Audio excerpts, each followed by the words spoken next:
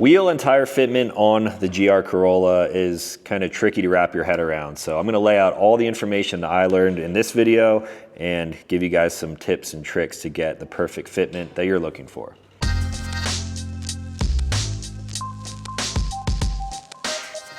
What's up everyone? Welcome back to the channel. If you're new here, my name is Talon. I make new videos every week. And if you're interested in the GR Corolla, consider clicking subscribe because we got a whole video series in the work here.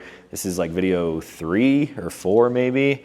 I'm back at Lucid Wraps today. I've been living with the car and the new wrap that you guys saw in the last video on this car, and I love it. Super head turning. Jake wanted to do some more work on it, and he was like, what if we do more orange here, more orange there? So I'm back in his shop and he's sticking some stickers. You guys can watch Jake work his magic on the front end while we talk about some of the newest modifications that have gone on with this car. A few days ago, I paid my friends at True Automotive a visit. And again, this is the shop that I trust with all of my vehicles, whether it's my trucks or cars or motorcycles, whatever it may be. I think they have some of the best mechanics around. Jake takes his truck there. A lot of my friends, we basically all go to True. They're the homies. So look them up if you need some work done to your own vehicle. I went in with kind of a big stack of parts that weren't entirely necessary for this tire fitment, but also a mod for the exhaust. So that's the first thing that we're going to talk about. Now I wanted to modify this car kind of slowly compared to my norm. I didn't just want to go full out balls to the wall right away. So I ended up getting a mid-pipe from a company known as Sxth. They are huge supporters of the GR Corolla platform and they make a ton of accessories, performance parts, also some interior stuff. I believe they're developing more and more all the time. So I'll leave some links to their website down below if you want to check out the parts that we're talking about today. They do make a full exhaust kit, but I opted for just a mid-pipe to start. So the Sxth mid-pipe is made out of 304 stainless steel. It has an OE fit and finish, no check engine light guarantee, and it's basically just a straight through design for better flow of the exhaust. You can expect a 10% sound increase over the stock setup, and you're basically just like deleting a little resonator that comes stock on the car. The best part about this is you get some decent sound and it's only 400 bucks. So if you want to keep things as close to stock as possible, but you want just a little bit more rumble in the car, then this might be a good option for you. So with the help of my friend Billy, we pulled some panels, pulled a crossbar, got this thing installed, and it's really straightforward. You unbolt from the cat back and then bolt in the mid-pipe, tighten everything up with some V-band clamps. They also include some new hardware, so you're not actually reusing 2 of the factory spring bolts on this. Once everything's tightened up, we took it outside and did a cold start. And here are some sound clips for comparison for you guys.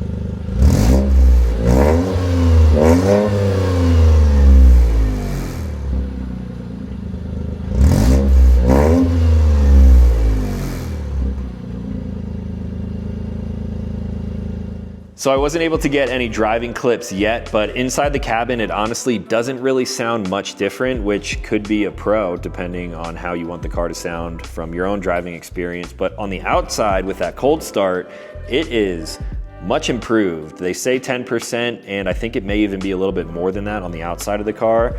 I'm curious what a flyby would kind of sound like what do other people hear as I drive past? But overall, opened up the flow just a little bit of sound. Really no huge performance gain here, but we will be saving that for when we get into like a full exhaust system. Loving the way this sounds now, and it's an inexpensive part. So thanks to Sxth for sending that out for me to test out. Install was incredibly easy, and I'm excited to get some more of their parts installed on this car as well. Now for the wheel and tire fitment. This is kind of a long discussion and I'm going to try to give you guys as much detail as possible because on the forums and basically Reddit, anywhere you look, there's a lot of people saying a lot of different things. So I'm just going to give you my personal experience and then you can do with this what you wish. So for the stock wheel and tire setup, what comes on this car from the factory? Good thing is it's square all the way around. So you're running the same wheel and tire size in the front and in the back. All four corners is exactly the same. So going into a new setup, you can kind of keep that same configuration unless you want to really switch it up and make your life more difficult. You could essentially go wider in the rear because of the wide body that the GR Corolla comes with. They do run a 10mm factory spacer that looks like this right here. So you got 10 mil of spacing on the factory wheels. It's held in with just a little kind of bolt right here. That mounts between the hub and the stock wheel and it basically puts it out a little bit because of the wide fenders on the rear. Now for the stock wheel and tire size, these are coming with an 18" by 8.5 wheel all the way around with a +30 offset.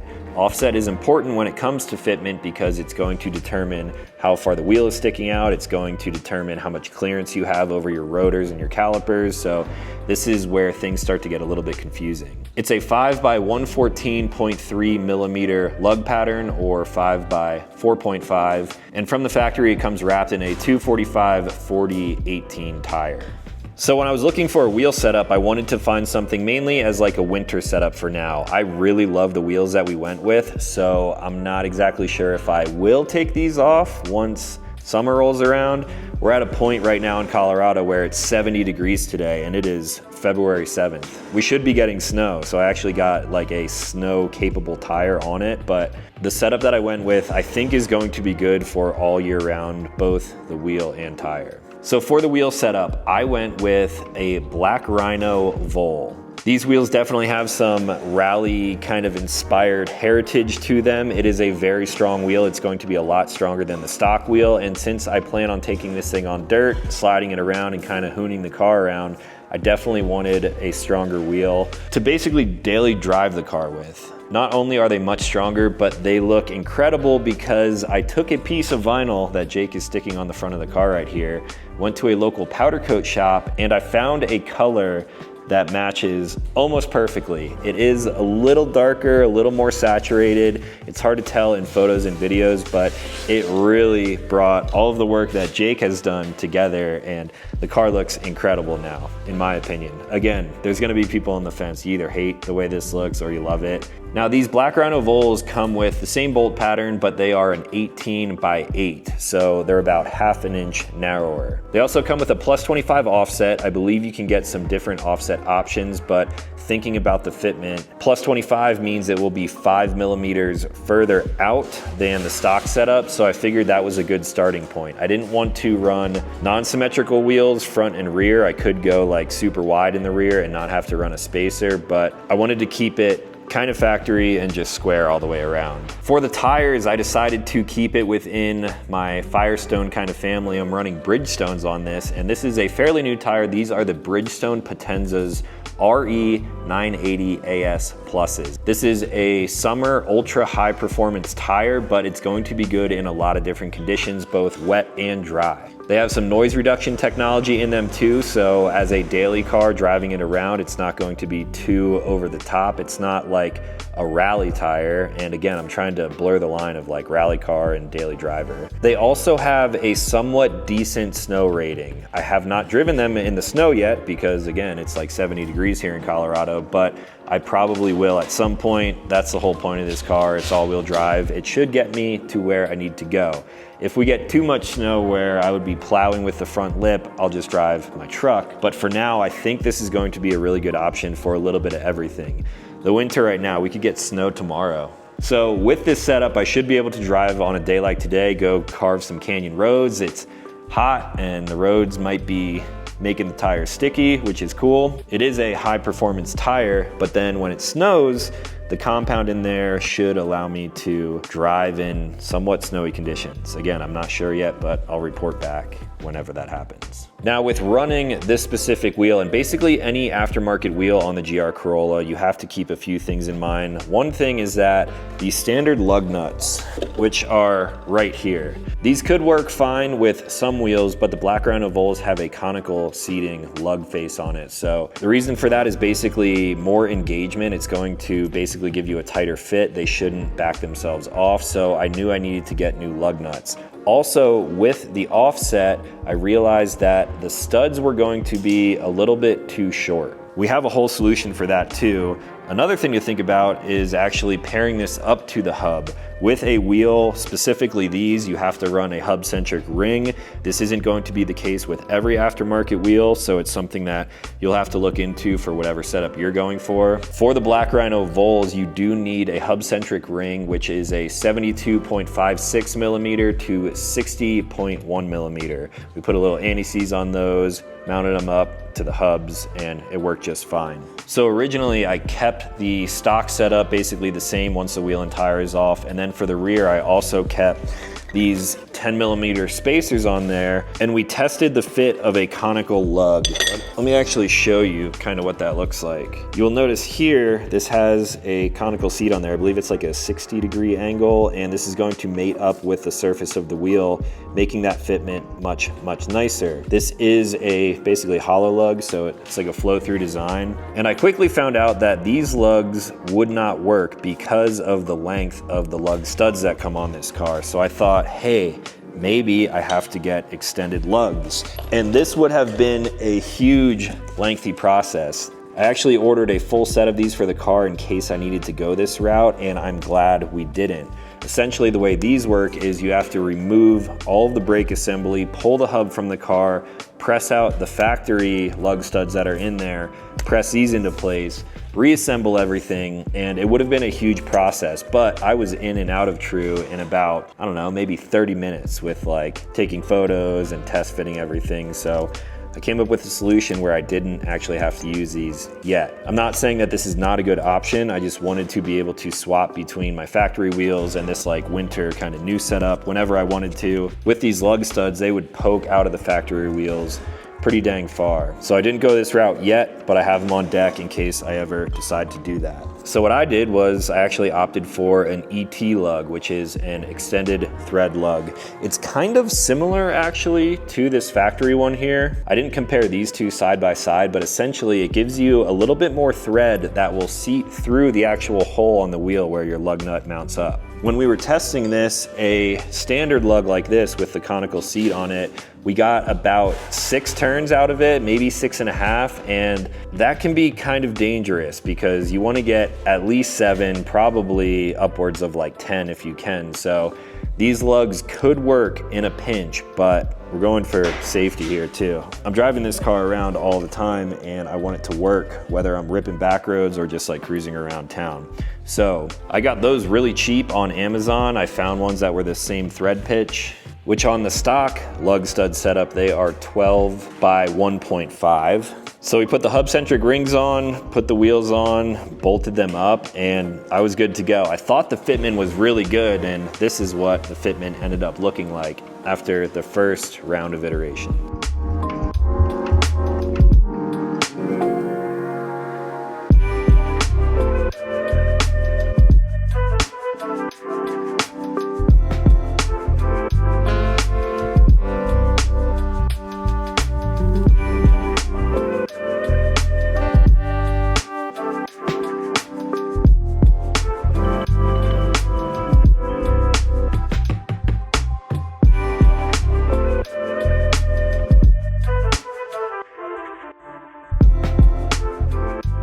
So I drove the car around like that for a day, and then when I got home, I realized that the car settled and the wheels kind of tucked themselves back in the fenders. Of course, once you get some compression on the suspension, the setup is going to change ever so slightly because the car was up in the air at full droop. So I was kind of looking at it with a buddy of mine and we're like, it could be a little bit wider. You could make the stance a little bit more aggressive, widen the track of the car. And since we went from an 18 by 8.5 down to an 18 by 8, I wanted the car to be a little bit wider since technically we have a little less of a traction patch on there. So I luckily had a set of these on stock as well. These are H&R wheel spacers. And after doing a ton of research, I was looking at people who were doing 15 in the front and 20 in the rear. Some people were stacking with the factory spacer. There's a lot of different combinations that you can work with here depending on the offset of your wheel and the size and everything. So I jacked the car up in my garage, I pulled everything off again, and we put a 20 mil spacer on the front. And then when it came to the rear, I actually removed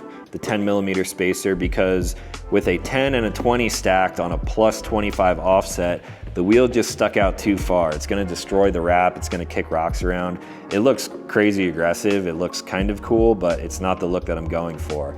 I wanted the wheels and tires to be within the fenders and definitely within like the Rally Armor mud flaps that I installed. So I removed the 10 mil, replaced it with a 20 mil, and these are actually kind of way more high quality than the OE parts, at least in my opinion. The seat of the face is a little bit larger in diameter, and I can also put the hub-centric rings right on here. So 20 mil spacers in the front and rear with the hub-centric rings, put the wheels back on. I use those extended taper lugs once again. With the new studs that come on these spacers, I actually think I could run a different type of lug. I probably actually could run these now, but the reason I am not is because these are an open design. You can see daylight right through them. What I'm going to do in the future is actually get a closed end lug, probably something that's a little bit longer like this, because right now the lug nuts are really recessed in there. The ET lugs that I'm running are also a flow through design like this, and I basically want to just have that capped off. That way I don't get all of the road grime and elements inside there, which could corrode the studs that are on these spacers. So we got all that stuff dialed in, bolted up, been driving the car around, and this is what the final fitment looks like. I'm a huge fan of it.